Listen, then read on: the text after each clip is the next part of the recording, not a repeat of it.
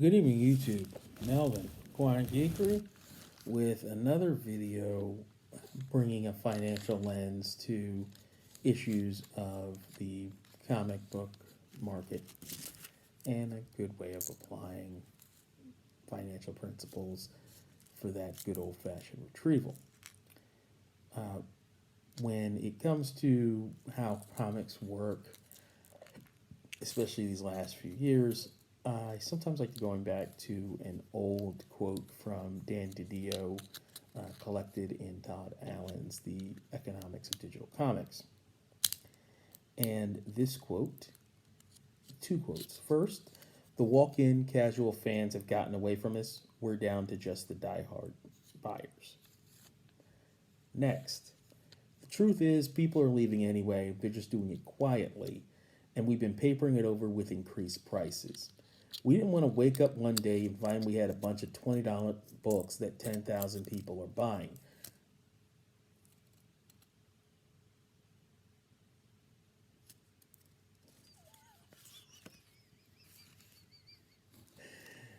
Oh boy. He's like, and then the ratio variance came out, and you could find those same comics in many shops, day and date of release, selling for $15 or $20. That is where we are today. Very few people disagree.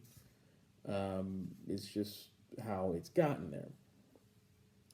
What I did consider interesting is what kind of buyers do you end up what kind of readers do you end up with when the industry has gotten to this point? And from an economics perspective, what you would look at is the supply and the demand curve. That there, for a given price, there's a certain number of people that'll pay a given price, and the more you set your price in that range where there are only a small number of buyers, by default you're getting rid of a lot of potential gain. Just because they're charging a high price doesn't necessarily mean they're maximizing their profit.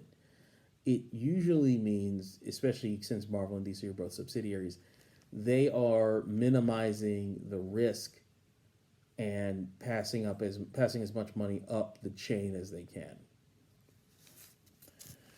When you have a system where they don't have to worry about returns, that they can set their prices higher, in contrast to what he's talking about, papering over the losses. One reason you would set the prices higher, and I did feel that someone should say this, the price increases happened before he got there. They've been in line with inflation since he got there. So from around 2002 until 2020, the price increases were in line with inflation. He got fired in 2020, and they've actually been higher than inflation when the figures did come out. So the prices just sort of shot up, and the number of ratio variants also shot up as well. Still, it was still a very good decision letting him go.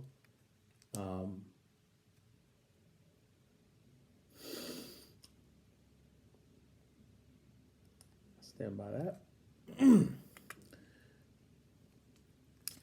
I do. I really, really do. That was a good business decision.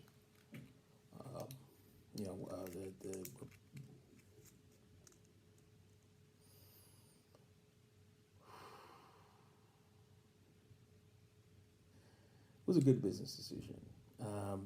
Looking into the income implications, and more accurately, the budget implications, I went to BLS site on BureauLaborStatistics.gov on 2022 expenditures. They don't have the 2023 yet, because 2023 just ended. However, they did point out that in terms of quintiles, you can backwards solve So they don't tell you what the expenditures per category are directly. The reason is just it's a summary, and what they give is the dollar amount, the dollar amount change, and the percent change from the prior year.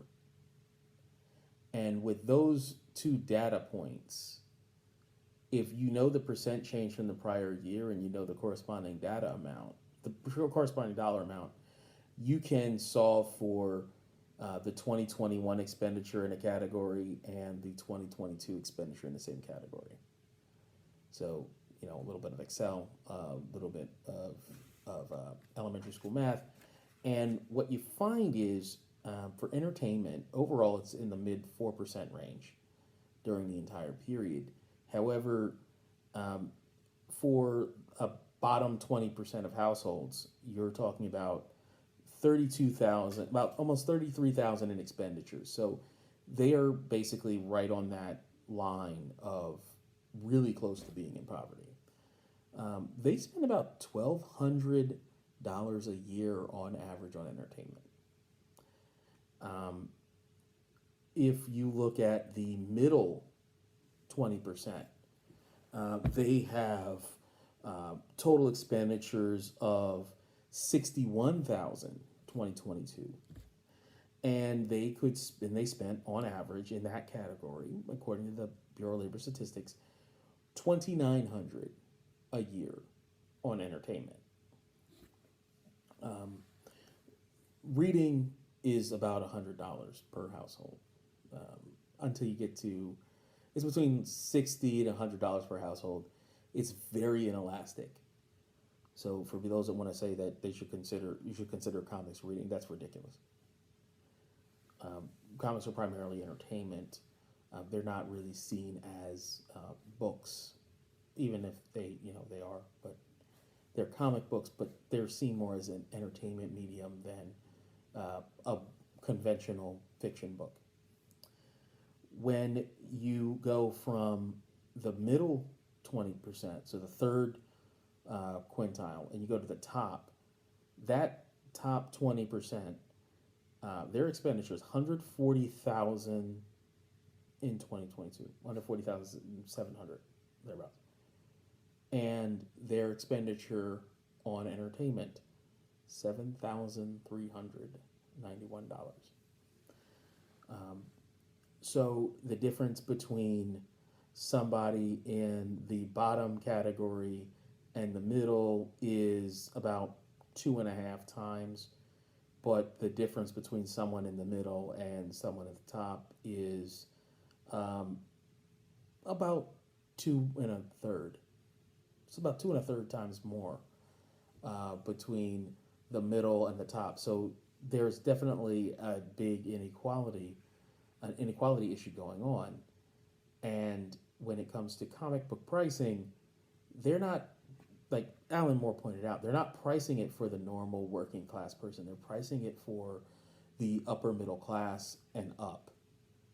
It's not meant for their the issue is not these comics have gotten overly progressive. It's the people that are making that kind of income that are in the areas that they are recruiting writers for. That where they're getting their writers, the people that are making the kind of money where they're getting their writers are the audience. That is the audience. Is people that make money, that have a lot of money, disposable money. Kids that are going to college, that have parents that are paying for them to actually go to college, not go to college, work 2 or 3 jobs to pay for it. These are the people that are living on campus that don't need to work, that have that extra leisure time to take up liberal arts, as in those areas that free people ought to do. So the arts and studies that are proper for free people, as opposed to engineering and practical skills. That's just how it historically has been. That's where we are. The prices are not too high. You're not the target income bracket. The politics are not woke. You're not the target income bracket. You're not the target region. You're not the target you're not the target census tract. They set it in New York. Marvel has set almost all their stories are set in New York. DC sets almost all of their stories in very densely populated urban areas. That is the readership. It is the people who have that kind of disposable money in those kinds of dense urban areas. If you look at anime, you look at manga, the settings there are suburbs, like Naruto set in suburbs, like One Piece set on the open sea, fantasy. Marvel and DC superhero comics, East West Coast cities. Period. They're not gearing, their target audience is not someone from the suburbs, someone who wishes they could go to the city, that want to go and gentrify the city, and then go to trendy places and talk about how horrible it is to gentrify it.